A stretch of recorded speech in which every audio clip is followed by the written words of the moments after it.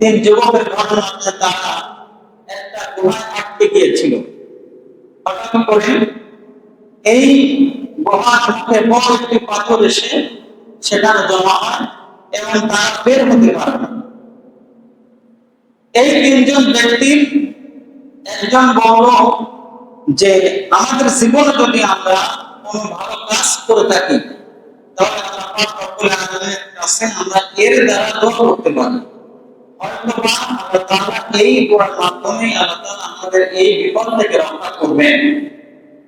এর ভিতরে একজন ছিল যে একজন রাখালকে রেখেছিল তার এই পশু চড়ানোর জন্য, এবং এই রাখালকে তিনি যখন দিন শেষে পারিশ্রমিক দিবেন, এই পারিশ্রমিক দেওয়ার সময় রাখাল তার আগেই চলে গিয়েছিল। এই যে পারিশ্রমিক, এই পারিশ্রমিকের টাকা দিয়ে যে টাকা ছিল, এই টাকা দিয়ে পরবর্তীতে তিনি একটা বকরি কিনেন। এরপর এটাকে তিনি আরো বেশি আল্লাহ তাআলা এবং বরকত আল্লাহ তাআলাকে দান করেন, এবং একটা সময় এই বকরির পরিমাণ একটা মাঠ হয়ে যায়। এই যে রাখালের যে পারিশ্রমিক, এই পারিশ্রমিক তিনি এটাকে কাজে লাগিয়ে এই একটা মরুভূমির একাংশ একটা জায়গায় তিনি এত পরিমাণ তার পশু হয়েছিল। কিছুদিন পরে এই রাখাল এসে বলতেছে যে অমুক দিন আমি তোমার কাছ থেকে যে পারিশ্রমিক পাবো এটা আমাকে দিয়ে দাও।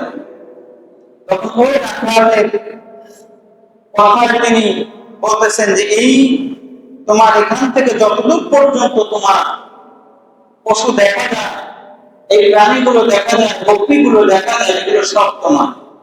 তখন রাখাল বলতেছে যে তুমি কি আমার সাথে মশকরা করতেছো? আমি তোমার কাছে পাবো একদিনের পারিশ্রমিক, আর তুমি আমাকে এতগুলা পশু দেখিয়ে দিচ্ছ। তখন বলতেছে যে না, তোমার এই টাকা দিয়ে আমি ব্যবসা করেছি, আমি বকরি কিনেছি, এটা থেকে আল্লাহ তাআলা বরকত দিয়েছেন, এগুলো সব তোমার, এটা তুমি নিয়ে চলে যাও। সুবহানাল্লাহ। এজন্য রাসূল কারীম সাল্লাল্লাহু আলাইহি ওয়াসাল্লাম বলেছেন যে শ্রমিকের ঘাম শুকাবার আগেই তার পারিশ্রমিক দিয়ে দাও।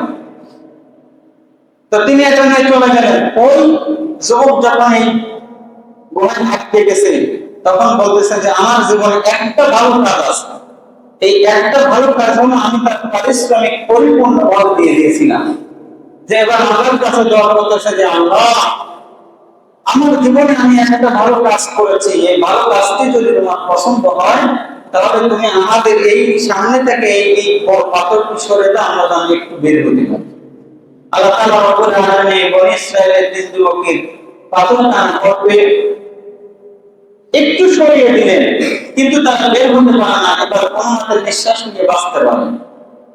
দ্বিতীয় ব্যক্তি ছিল, সে বলতেছিল যে আমি আমার মার খেদমত করেছি এবং এত পরিমাণে যে আল্লাহ আমার বকরি মাত্র এক পেয়ালা দুধ হয়েছিল, আমার সন্তান কাতরা ছিল খোদার যন্ত্রণায়, কিন্তু আমার সন্তানকে প্রাধান্য দেওয়া দিয়ে আমি আমার মাকে আমি প্রাধান্য দিয়েছি, এবং আমার মা এটাকে আমার জন্য দোয়া করেছিল। আল্লাহ, এই কাজটুকু যদি তোমার পছন্দ হয় তাহলে তুমি আমাদের সামনে থেকে এই পাথরটা একটু সরিয়ে দাও। সুবহানাল্লাহ।